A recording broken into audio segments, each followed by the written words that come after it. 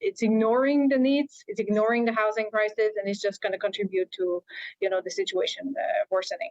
Montreal's housing advocates say Quebec's new budget falls short on guaranteeing funds for social and affordable housing. They say the need for adequate funding and the immediate construction of social housing is extremely urgent. 1,500 new units.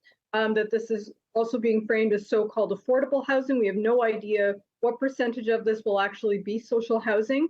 And moreover, and even more worrisome, that they're insisting that a third of those units be developed by the private sector. We see that as a very worrisome, creeping privatization of social housing.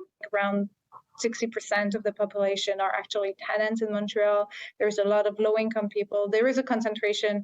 There is at around 24,000 people on the list. So, more than the half of people that are on the list for low-income housing or in Montreal. Obviously, there is a situation, and we've seen Montreal getting worse, homelessness getting higher. Advocates say landlords are taking advantage of the current situation, and vulnerable tenants are being forced out of their homes. We have been flooded with calls from tenants who have been getting abusive rent increases.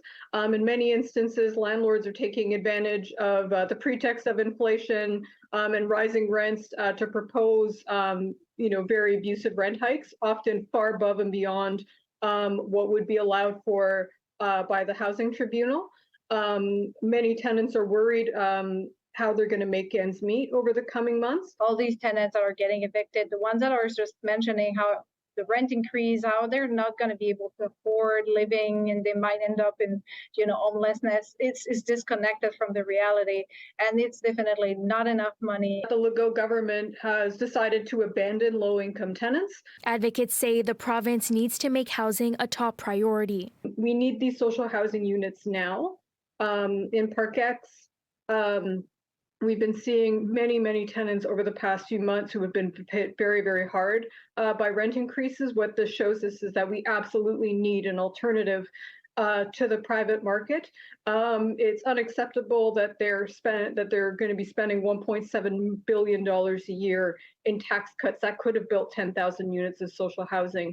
It's not a question of resources, it is a question of priorities. In Montreal, Brittany Henriques, City News.